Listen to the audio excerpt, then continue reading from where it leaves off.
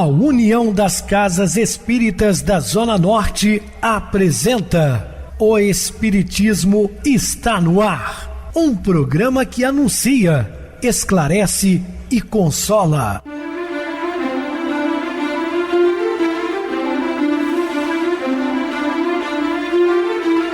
Não se turve vosso coração.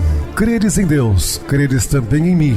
Na casa de meu pai há muitas moradas. Se assim não fora, eu vou-los teria dito, pois vou preparar-vos lugar.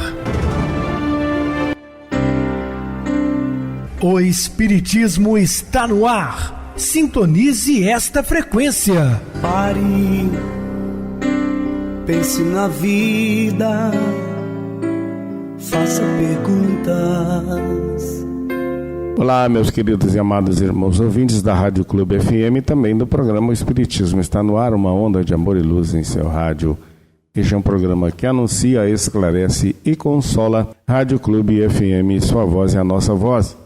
Estamos no ar de segunda a sexta-feira desde 2014, na emissora, também no YouTube. O canal é Viver _ Melhor. Se inscreva, deixa seu like e sua opinião, sempre importante para nós. Lembrando a todos do nosso Festival de Caldos, que acontecerá dia 25, na Rua Diogo Álvares, 133, é a rua da Praça do Bairro Benfica, onde fica a Casa Espírita Maria de Nazaré. Caldos como canjiquinha com costelinha, caldos de mandioca, canjica doce e outros mais. Venham para cá saborear deliciosos caldos nessa noite fria. Contamos com a participação de todos os nossos queridos ouvintes aqui da Zona Norte. Recebo carinhosamente meu querido amigo, expositor espírita Marcos Ferreira. Uma boa noite, seja muito bem-vindo. Boa noite, Pedrosa, boa noite a todos os ouvintes. Grato pela oportunidade para mais um estudo do Evangelho de Jesus. Muita paz a todos.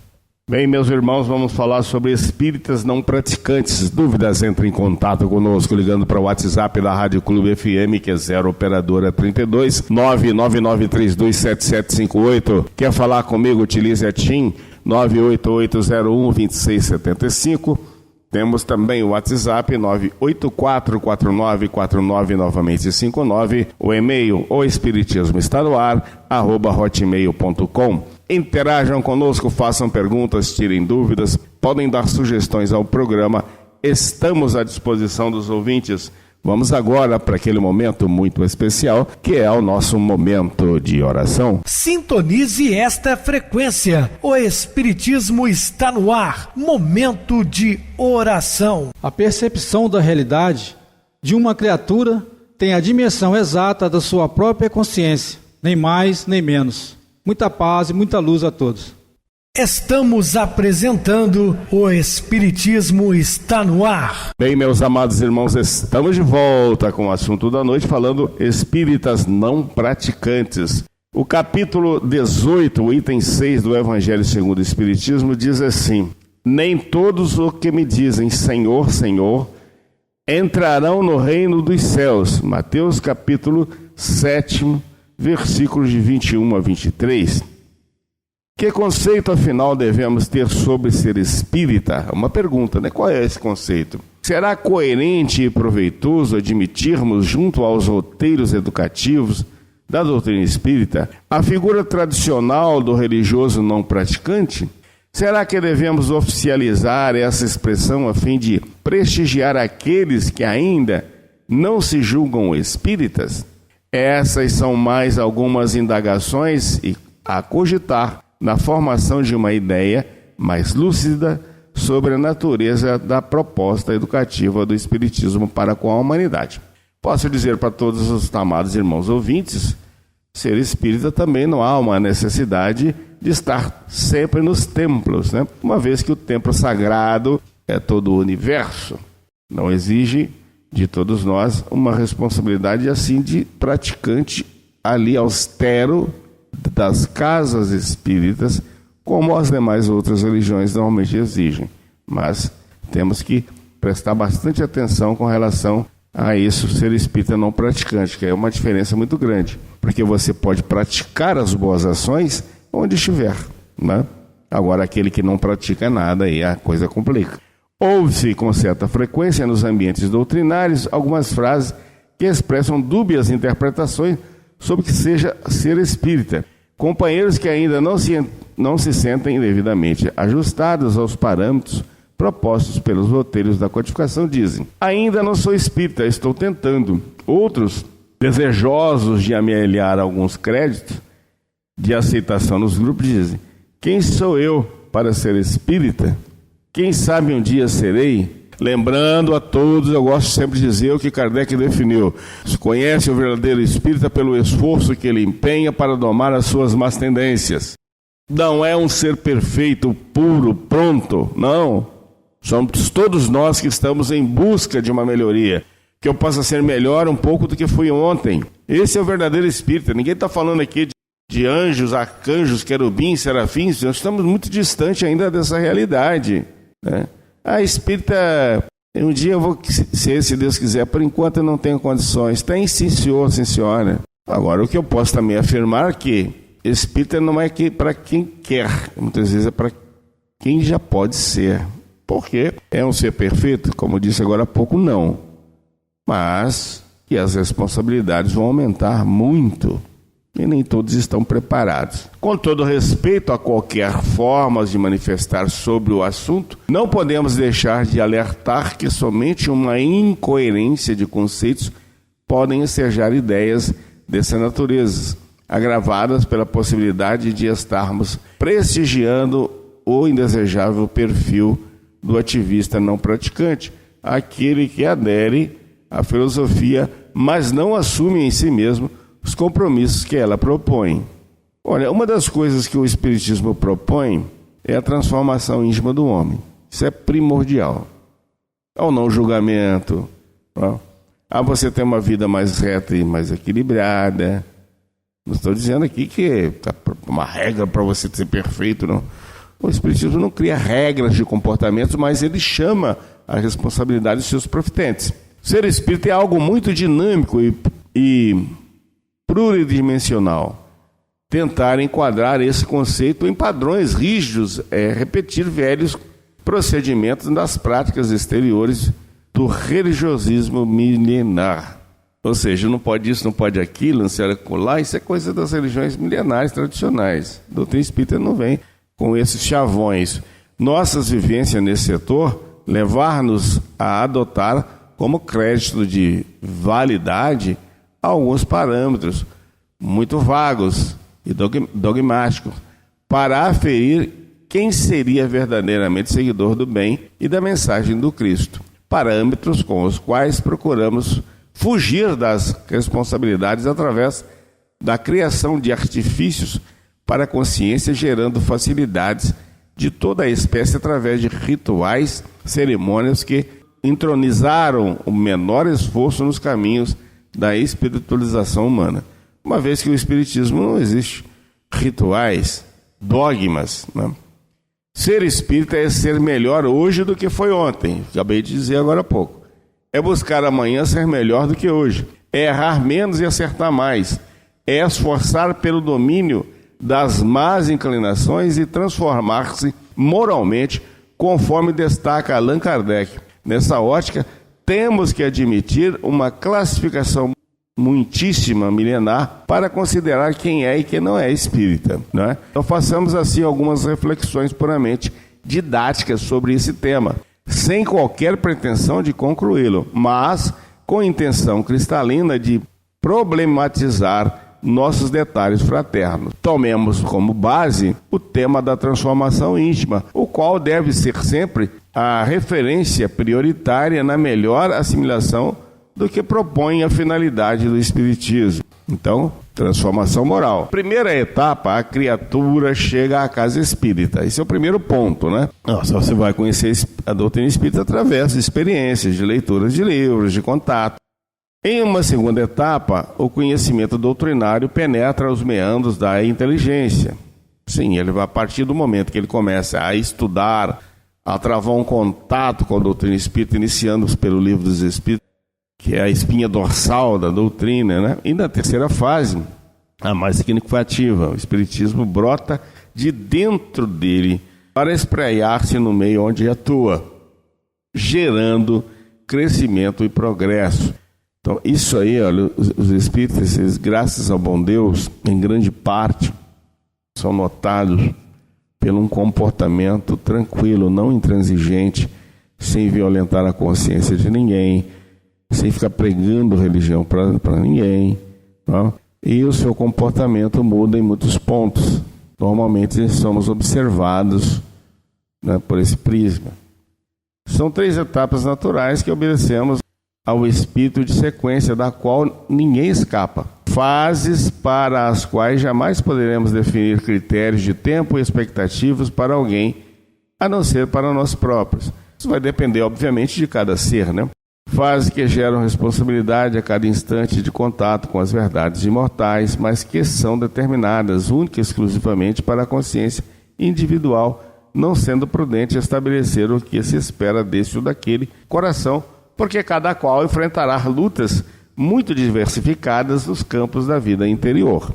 Não dá para definir um padrão assim, olha, todos têm que seguir assim. Depende muito de cada ser, da compreensão de cada um, do grau de evolutivo que ele se encontra, né? Portanto, o critério moral deve preponderar a qualquer noção pela qual essa ou aquela pessoa utilize para se considerar espírita. Nessa ótica, encontramos o espírita da ação, aquele batalhador, tarefeiro, doador de bênçãos, estudioso, que movimenta em torno das práticas do bem. Aquele atuante, aquele que você chega, ele está sempre trabalhando nas casas espíritas, e tem vários outros exemplos. Temos também o espírita da reação, aquele que reage de modo renovado aos testes da vida em razão de estar aplicando-se afanosamente à melhoria de si mesmo, sem desejar criar rótulos e limitações indesejáveis. Digamos que o primeiro está conectado com o movimento espírita, enquanto o segundo com a mensagem espírita. O movimento é a ação dos homens na comunidade, enquanto a mensagem é a essência daquilo que podemos trazer para a intimidade a partir dessa movimentação com o meio. O ideal é que, através da escola da ação no bem, se consolide o aprendizado das reações harmonizadas na formação da personalidade ajustada com a lei natural de amor.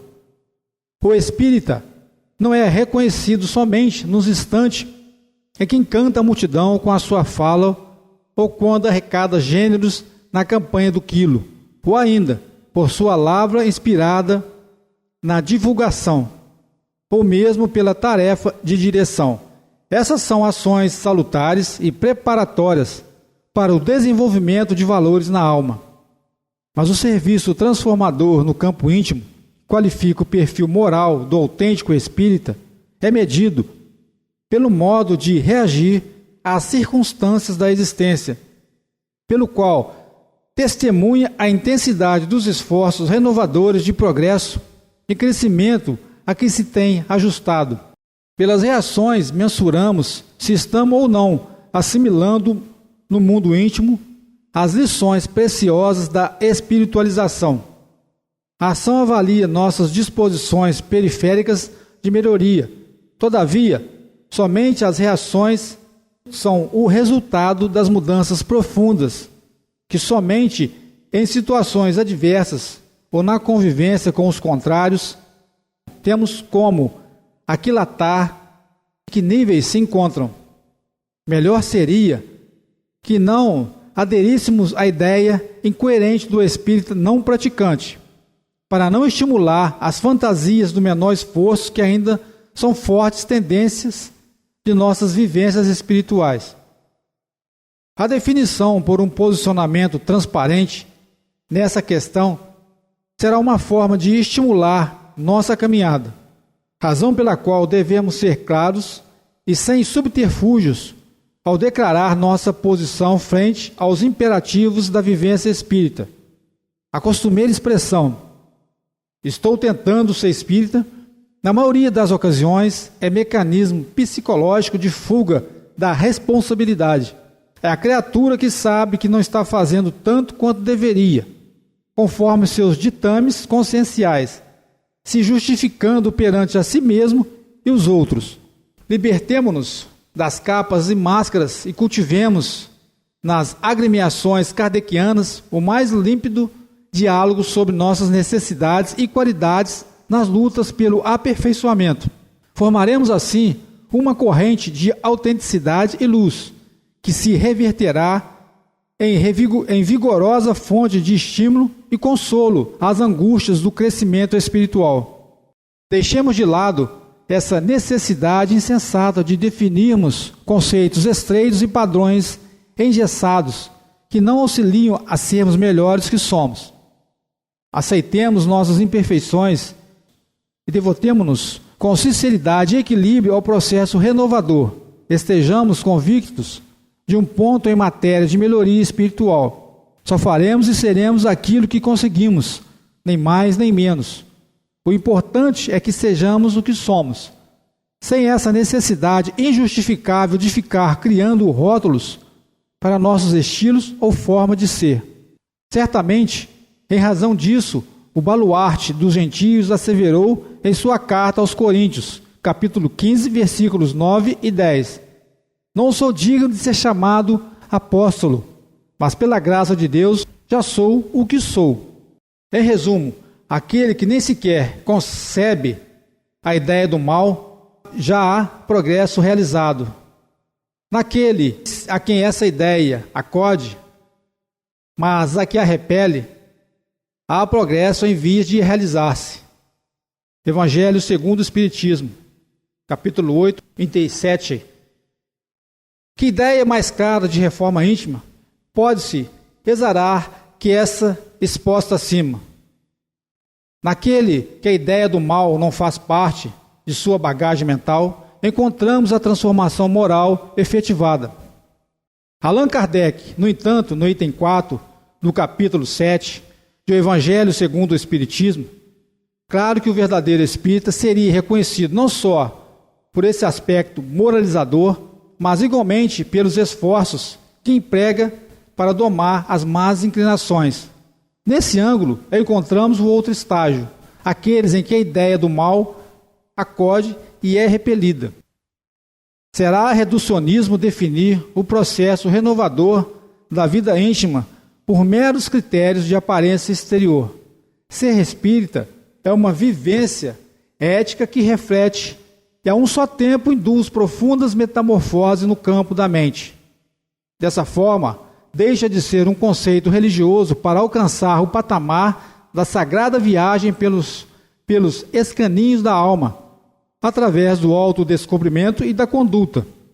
No mental, encontramos complexos mecanismos que operam a formação da personalidade, como sendo uma identidade temporária do espírito, nas sendas evolutivas. Subconsciente, consciente e superconsciente são níveis que integram em perfeita sinergia, com funções específicas. Na vida subconsciencial, encontramos o reflexo e a emoção induzindo, para o consciente, o projeto das ideias que vão consubstanciar atitudes e palavras nos rumos da perfeição ou no cativeiro das expiações dolorosas. Portanto, a cadeia reflexo-emotividade, ideia, ação, palavra, compõem a fisiologia da alma. Os reflexos são como personalidades indutoras, estabelecendo o automatismo dos sentimentos externados em atitudes e palavras. Nesse circuito vivemos e decidimos, progredimos ou estacionamos. Não será incorreto, conquanto os muitos conceitos, definir personalidade como sendo núcleos dinâmicos e gestores de sentimentos, funcionando sob automatismo mental contínuo. São essas muitas personalidades construídas das múltiplas vivências da alma que formam os alicerces das inclinações humanas, tendências, impulsos, desejos, intenções e hábitos. Na usina da mente, o pensamento exerce a função de supervisão ininterrupta da rotina mental, sob a gerência da vontade, expedindo ordens de aprovação ou censura pela utilização da inteligência, a qual decide e avalia os estímulos recebidos da vida. Somente depois dessas intrincadas operações é que são acionados os sentimentos, que esculpirão a natureza afetiva de toda essa sequência. conduzindo a alma a perceber os ditames da consciência nesse caleidoscópio de movimentos sublimes da alma. Por isso, os pensamentos precisam ser muito vigiados para não induzirem as velhas emoções, as quais associamos às experiências da atitude conforme os roteiros que escolhemos ao longo de milênios. Nessa sequência da vida mental, encontramos o reflexo matriz de interesse pessoal, como sendo a origem da rotina das operações psíquicas e emocionais, as quais convergem para o que nomeamos com personalismo a parcela patológica do ego. Assim declinamos porque o interesse individual em si é uma necessidade para o progresso. Sem excesso, no entanto, gerou essa fixação prolongada da alma no narcisismo, a paixão pelo que imaginamos ser.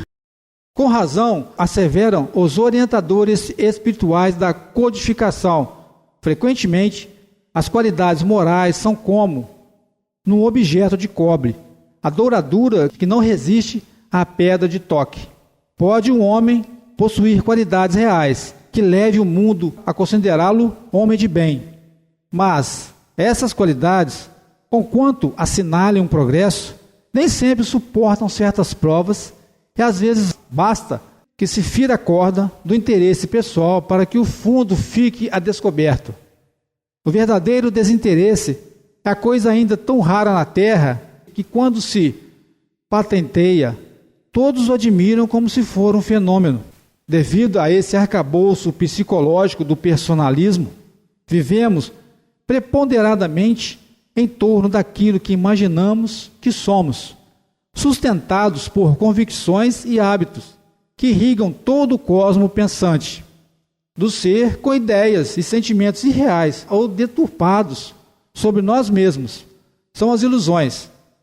Sua manifestação mais saliente é a criação de uma autoimagem superdimensionada em valores e conquistas que supomos possuir. Lutamos há milênios com a força descomunal nesse reflexo matriz que dirige, por automatismo, até mesmo a maioria de nossas escolhas.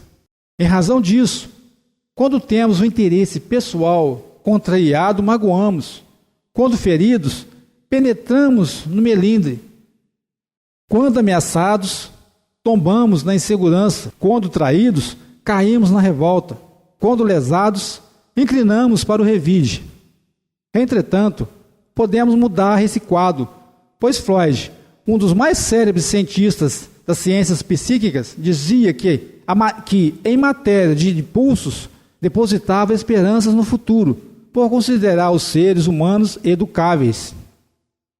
O desenvolvimento de novos hábitos constitui a terapêutica para novos impulsos egoístas. A caridade, entendida como criação de reações educativas, será a medida libertadora dessa escravidão dolorosa nos costumes humanos.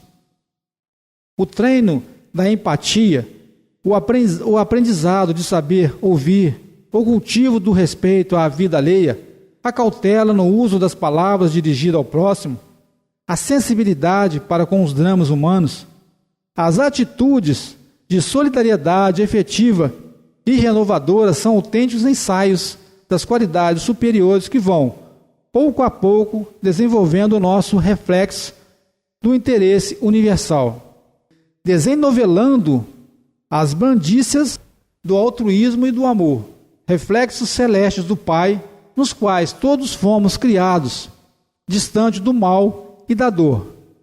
Quando alcançarmos esse patamar, podemos afirmar com Kardec, em resumo, naquele que nem sequer concebe a ideia do mal, já há progresso realizado.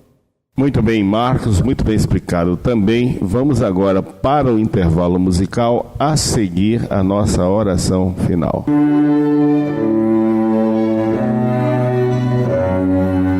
Quem oferece flores?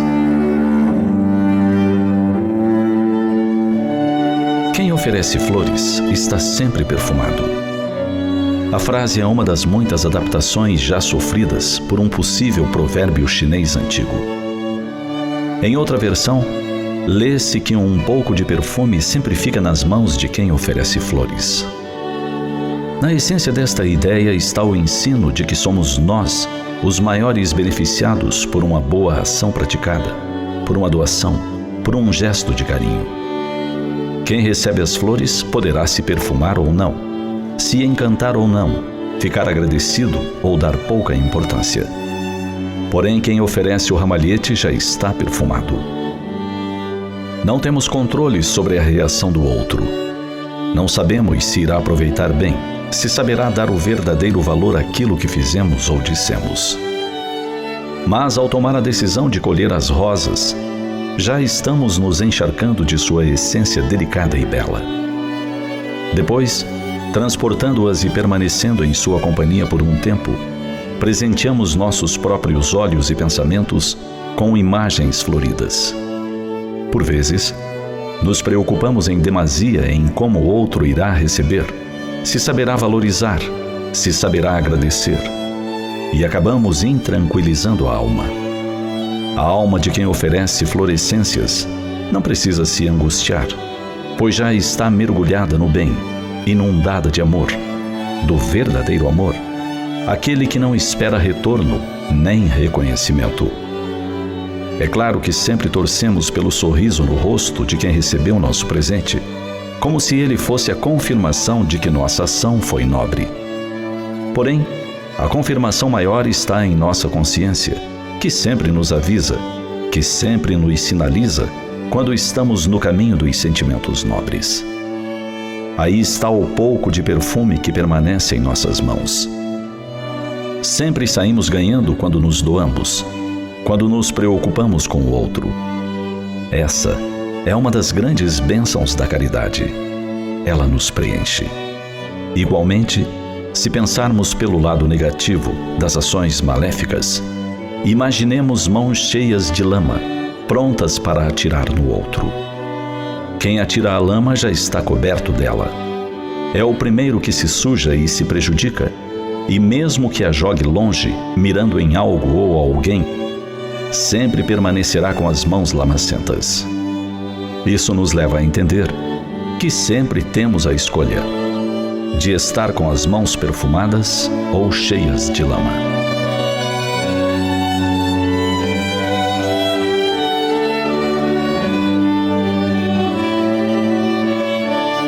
Ofereço-lhe as flores de minha alma, colhidas aqui e ali, nos campos que percorri, nas vidas que vivi, durante este tempo em que já sou eu.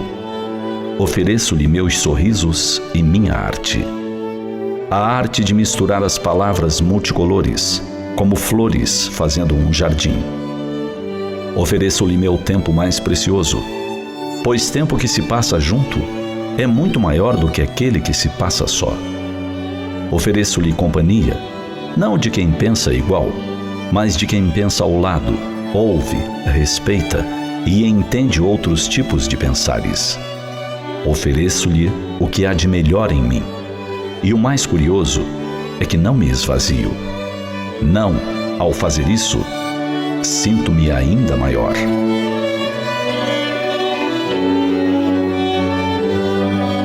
Sintonize esta frequência. O Espiritismo está no ar. Momento de oração. Queridos e amados irmãos em Cristo, precisamos prestar atenção nos conteúdos de informações que recebemos, não somente pelas mensagens diretas, mas também por aquelas que absorvemos entre conteúdos simbólicos, inconscientes e subentendidos. Então temos que tomar muito cuidado com as informações, principalmente na atualidade, essa enxurrada de informações, filtrar bastante e não sair por aí compartilhando coisas indevidas e às vezes até imoral.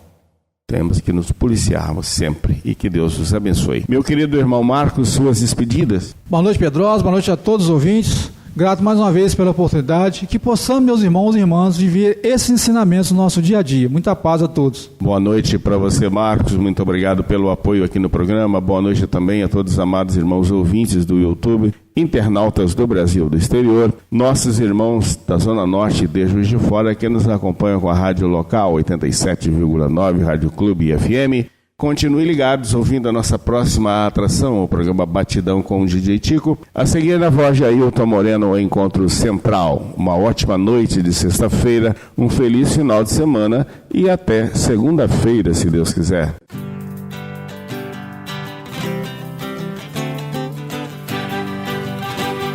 A União das Casas Espíritas da Zona Norte apresentou O Espiritismo Está no Ar, anunciando o Evangelho de Jesus, esclarecendo sua mensagem, consolando corações. Olhe pro céu e descubra imagens de luz. Se tem Jesus, o amor todo que Deus te deu.